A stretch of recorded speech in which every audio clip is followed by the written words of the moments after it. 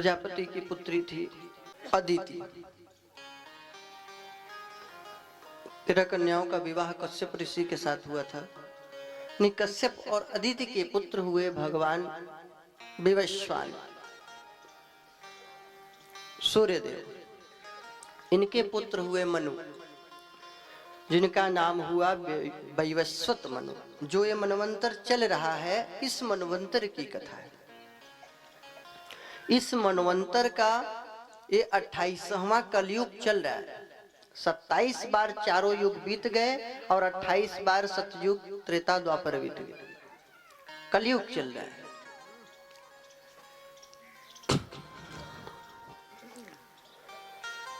विवस्वान के पुत्र वैवस्वत मनु जो हुए, इनकी पत्नी का नाम था श्रद्धा। ये जो मनु पहले स्वयंभू मनु थे, उनकी पत्नी का नाम था शतरूपा। लेकिन ये जो 7वें मनु हुए वैवस्वत मनु, इनकी पत्नी का नाम है श्रद्धा। इन्होंने एक बार पुत्र प्राप्ति के लिए आचार्य गणों से पुत्रेष्टि यज्ञ करवाया। उसमें जो होता बने थे, उन्होंने विपरीत मंत्र पढ़ दिया, जिसके कारण पुत्र की जगह पुत्री की प्राप्ति हो गई। मनु जी नाराज हो गए, बोले गुरुदेव वशिष्ठ जी से कि महाराज, पुत्र की जगह पुत्री कैसे हो गई? पुत्री से उन्हें दुख नहीं था, मेन समस्या ये कि पुत्र के लिए यज्ञ किया गया था, फिर कैसे पुत्री? कैसा मंत्र पढ़े, कैसी पूजा किए आप? वशिष्ठ जी ध्यान से समझे बात को, ध्यान लगाए। वशिष्ठ जी ने कहा कि ऐसी बात है राजन, ये होता ने मंत्र को विपरीत पढ़ दिया, क्योंकि तुम्हारी पत्नी श्रद्धा है जो, इसके अंदर ऐसी इच्छा थी कि पुत्री हो, इसलिए पुत्र की जगह पुत्री हो गई। लेकिन कोई बात नहीं, मैं इस पुत्री को ही पुत्र बना दूंगा। उस पुत्री का नाम रखा गया था इला। तप के प्रभाव से, मंत्रों की शक्ति से, भगवान नारायण की कृपा से वह इला नाम वाली जो पुत्री थी, वह ही पुत्र बन गई। उसका नाम रखा गया सुद्युम्न। क्या रखा गया? सुद्युम्न। धीरे धीरे ये सुद्युम्न बड़ा हुआ, राजकुमार था, बड़ा हो गया। एक दिन सैनिकों के साथ घोड़े पे सवार होकर के वन में गया। पहले राजा लोग तमाम हिंसक जीवों का शिकार करते थे, क्योंकि इतने ज्यादा पशु बढ़ गए थे, मानव कम रहे, पशु ज्यादा हो गए थे, हिंसक शेर, जंगली सुअर, ये सब। तो वो लोग शिकार खेलने के बहाने वन में जाते थे, तो उनके बाणों से भयभीत होकर सब जंगली पशु भागते थे। तो समाज में क्षति नहीं पहुंचाते थे, भय बस जाते नहीं थे कि मार दिए जाएंगे। और ऐसा करना चाहिए, शास्त्रों में नहीं लिखा है। हाँ कि कोई राजा लोग मांस भी खाते रहे होंगे, मदिरा भी पीते रहे होंगे, तो कथाएं हैं, मतलब ऐसा करना नहीं चाहिए। ये मत सोच लेना कि वो राजा शिकार खेल रहे थे, हम भी हिरन मारे। अब तो हिरन दिखाई नहीं पड़ रहा है, तब मार मार के खा गए लोग, खत्म कर दी। बताओ, इतना सुंदर सुंदर अन्न सब कुछ है, लेकिन फिर भी सब जीव जंतुओं को मार मार खाते जा रहे हैं। तो सुद्युम्न शिकार करने के लिए वन में गया। समझ में आ रहा है माताओं? समझ में आ रहा है बात? वहां पे एक जगह मेरुगिरी जो पर्वत है, उसके तलहटी में के निकट वन प्रदेश में घुस गया, कुमार वन में। उस वन में जैसे ही प्रवेश किए, तो जितने घोड़े थे सब घोड़ी बन गए, और जितने छोरे थे सब छोरी बन गए। ये चमत्कार। अब सब जितने थे सैनिक और ये जो सुद्युम्न, अब सब स्त्री बन के भटकने लगे, नहीं भटकने लगी, सब स्त्री बन गए। ऐसा क्या था वहां पे? वहां भगवान शिव जी पार्वती माता के साथ एकांत में विराजमान थे। ऋषिगण पधारे दर्शन के लिए सनकादि। देखे कि भगवान शिव शंकर एकांत में देवी माता के साथ हैं तो चले गए नर नारायण का दर्शन करने बद्रीनाथ की ओर। यह देख करके पार्वती माता जी दुखी हो गई कि प्रभु हमारे लिए तो आपके पास समय भी नहीं है कहीं। भगवान शिव जी ने कहा अच्छा चिंता मत करो, जो इस वन में आएगा आज के बाद वह स्त्री बन जाएगा। देवी प्रसन्न हो गई। तो इस साप के कारण जो उस वन में जाता था वह स्त्री रूप में हो जाता था, कोई भी जाए। तो इस कारण घोड़े घोड़ी बन गए, छोरे छोरी बन गए। अब सब भटकने लगी, स्त्री बने हुए सब लोग भटक रहे हैं। और ये जो सुद्युम्न था ये ईला बन गया। अब स्त्री रूप में घूमते टहलते एक जगह बुद्ध का आश्रम दिखाई पड़ा।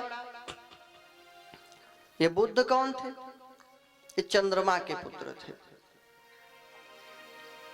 देवगुरु बृहस्पति की पत्नी तारा बहुत रूपवती सुंदरी थी। उस एक दिन की बात है, चंद्रमा के घर आई थी अपने सखी से मिलने। तो वहीं पे चंद्रमा में आसक्ति हो गई तारा की।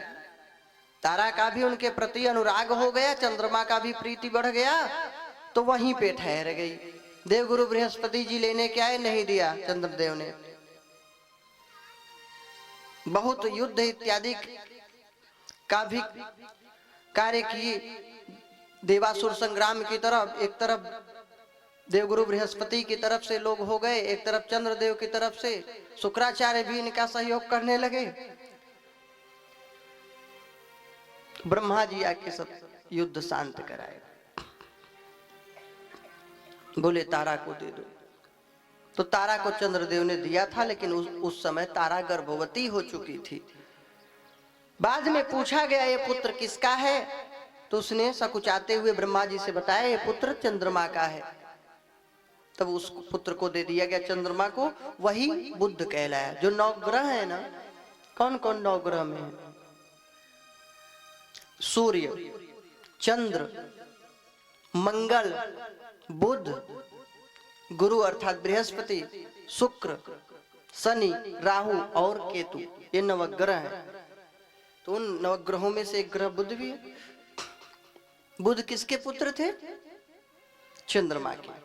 ये बहुत बुद्धिमान थे, इसलिए इनका नाम बुध रखा गया।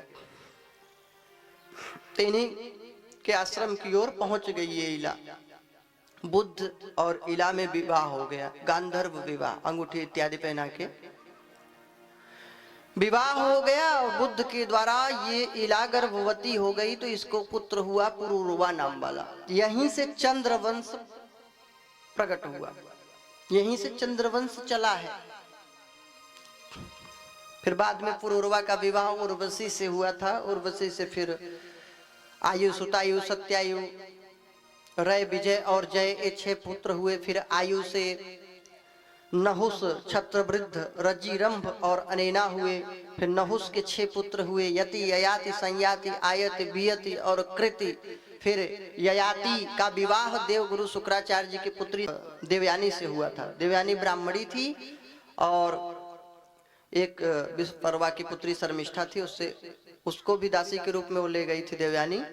तो उन दोनों के द्वारा उसके 5 पुत्र हुए।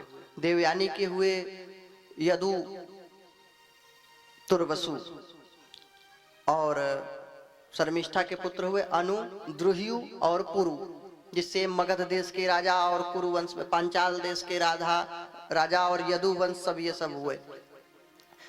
यदु जी जो हुए ये ब्राह्मणी के पुत्र थे, पिता क्षत्रिय थे। इन्हीं से पूरा यादव यदुवंश हुआ। जो वास्तव में यादव होंगे तो इनका वंश का शुरुआत चंद्रवंश से हुआ। इनके पिता क्षत्रिय थे, माता ब्राह्मणी थी। तो महाराज यादव जो हुए ये सब कहाँ से हुए? और चंद्रमा किसके पुत्र थे? अत्रि जी के। अत्रि और अनसुईया माता के पुत्र हुए चंद्रमा जी। ब्रह्मा जी चंद्रमा के रूप में प्रकट हो गए थे, भगवान शिव दुर्वासा जी के, भगवान विष्णु दत्तात्रेय के रूप में। इसीलिए यादव लोग जो अच्छे हैं, पढ़े लिखे, तो अपना गोत्र अत्रि गोत्र बताते हैं। क्या अब सुद्युम्न जी जब स्त्री बन गए थे तो वशिष्ठ जी की कृपा से पुनः पुरुष बन पाए थे। लेकिन इनसे प्रजा प्रेम नहीं करती थी, क्योंकि भोलेनाथ ने कहा था 1 महीने स्त्री 1 महीने पुरुष, 1 महीने स्त्री के रूप में रहेंगे, 1 महीने पुरुष रूप में। तो जब स्त्री रूप में होते थे तो अंतःपुर में चले जाते थे, निकलते ही नहीं थे। 1 महीने जब पुरुष रहते थे तो फिर राज्य करते थे।